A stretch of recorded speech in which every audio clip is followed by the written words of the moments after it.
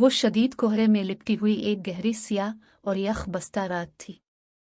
अंधेरे की काली चादर ने हर शय को अपनी लपेट में लिया हुआ था। मेरे अर्द गिर्द मौजूद ऊंचे ऊंचे मुहीब दरख्त किसी देव की मान तने खड़े थे। इनमें महकमा जंगलात में ऑफिसर था और उस वक्त में और मेरा एक स्टंट एक दलदल के किनारे पड़े हुए जानवरों की लाशों के पास खड़े थे।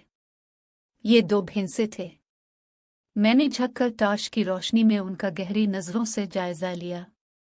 ऐसा महसूस होता था जैसे ये दोनों बुलंदी से गिरे हों। उनके जिस्म अभी गर्म थे, मतलब उनकी मौत वाक़ई हुए ज्यादा देर नहीं गुजरी थी। यहाँ पास ही एक बुलंद पहाड़ी थे जो इस वक्त अंधेरे में एक हैबतनाक मंजर पेश कर रही थी। इन दोनों की मौत बुलंदी से गिरने की वजह से हुई है, लेकिन मेरी समझ में नहीं आ रहा रात के इस वक्त ये चट्टान पर क्या कर रहे थे, और फिर दोनों बैक वक्त कैसे गिर गए। मैंने उलझे हुए लहजे में कहा, सरजी मैं तो अब से पहले दिन से ही कहता आया हूं, ये जंगल एक भेद है, एक असरार है, एक ऐसा भेद जो आज तक किसी पर नहीं खुल सका। मेरे स्टंट के चेहरे पर हवाइयां उड़ रही थी। अभी उसकी बात पूरी ही हुई थी कि पास मौजूद दरख्त का तना इतनी जोर से 2-3 बार हिला जैसे किसी ताकतवर इफरीत ने इसे पूरी कुव्वत से हिलाया हो। मैंने अपना सर्विस रिवॉल्वर निकाल लिया था।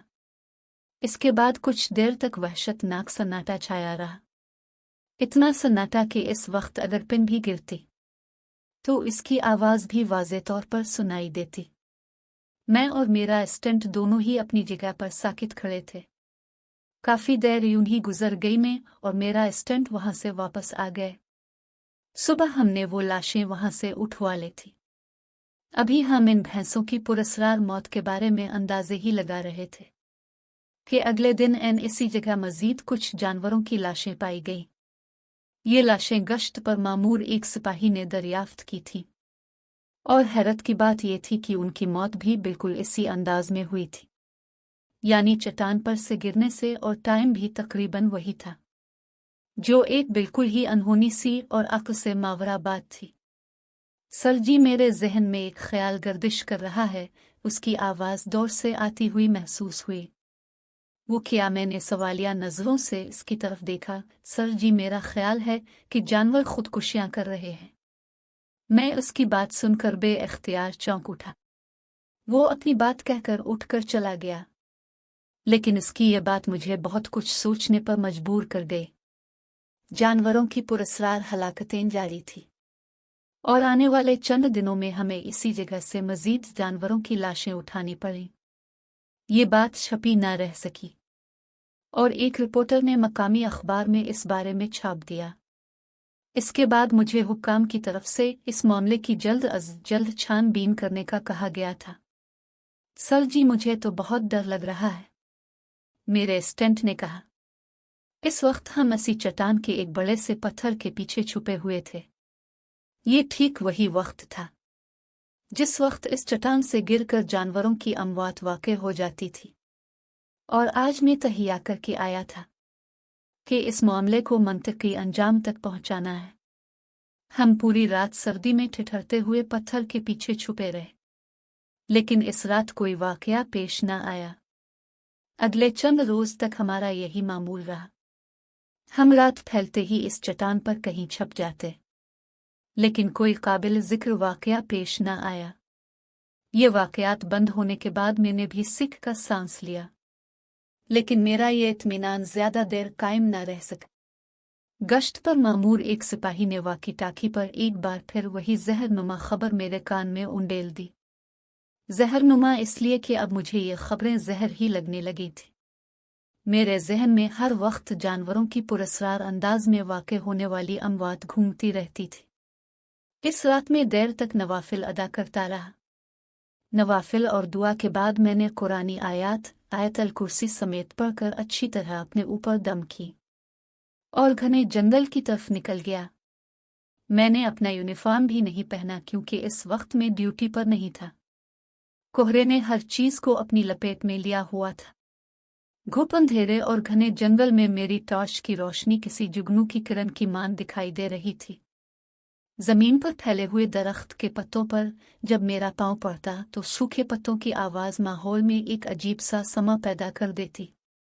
मैं आहिस्ता आहिस्ता और एहतियात का दामन थामे हुए आगे बढ़ता चला गया। मैं चट्टान के करीब पहुंचकर गहरी नजरों से इसका जायजा लेने लगा।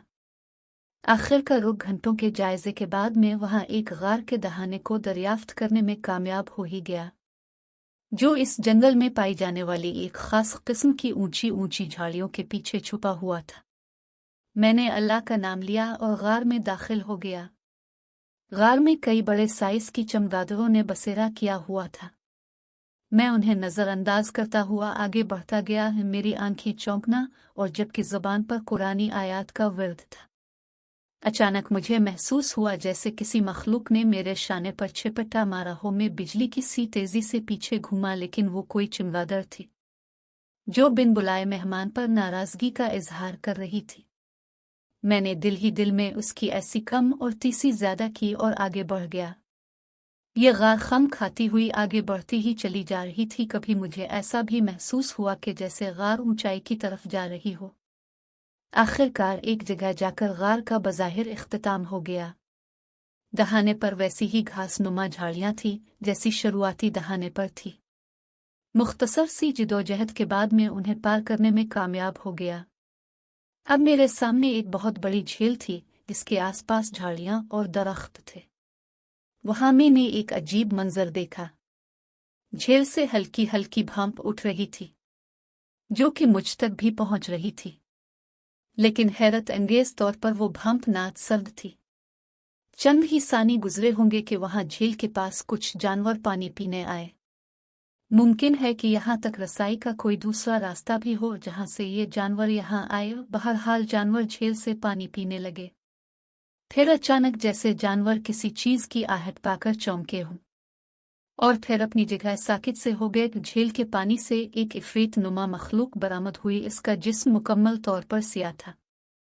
ऐसा लगता था जैसे डायनासोर के खानदान की कोई मखलूक हो। सब जानवर एक ट्रांस की कैफियत में उसकी तरफ देख रहे थे। फिर इस डायनासोर नुमा मखलूक की आंखों से एक अजीब सी रोशनी बरामद होकर जानवरों पर पड़ी और वो सब के सब एक ट्रांस की कैफियत में एक तरफ चल पड़े। मेरे कानों में मेरे स्टेंट के कहे हुए अल्फाज गूंज उठे, सर जी, ये जंगल एक ऐसा असरार है जो किसी पर नहीं खुल सका आज तक। मखलूक अब पानी में गायब हो चुकी थी। मैंने आहिस्ता आहिस्ता पीछे की तरफ कदम बढ़ाया और गार से होता हुआ वहां नूनगुना से बाहर आ गया। मैंने फौरन अपने स्टेंट को वाकी टाकी पर चट्टान पर पहुंचने का कहा और खुद भी वहां चल पड़ा। कुछ ही देर बाद में और मेरा स्टंट इस चट्टान पर पहुंच चुके थे। वही जानवर एक झुंड की शक्ल में यहां आए और जौक दर जौक चट्टान से नीचे गिरने लगे। सादा अल्फाज में वो सब खुदकुशी कर रहे थे। मैं और मेरा स्टंट चाहने के बावजूद कुछ नहीं कर पाए। मैंने आला हुक्काम को इस बारे में लिखा, लेकिन उन्होंने मेरी बात को दरखोर एतना ना समझा। इससे कबल कि मैं कुछ कर पाता मेरा वहां से तबादला हो गया। वो मखलूक क्या थी और जानवरों को खुदकुशी पर क्यों और कैसे मजबूर कर रही थी? ये एक ऐसा असरार है जो आज भी एक दबीज धुंध की लपेट में है। कहानी दुनिया के मुअज़्ज़िज़ीन साथियों, अगर आप लोगों को इस कहानी से जानकारी मिली हो तो आप लोगों से गुजारिश है कि इस वीडियो को देखने के बाद ऐसे लाइक करें और चैनल को सब्सक्राइब करें। शुक्रिया।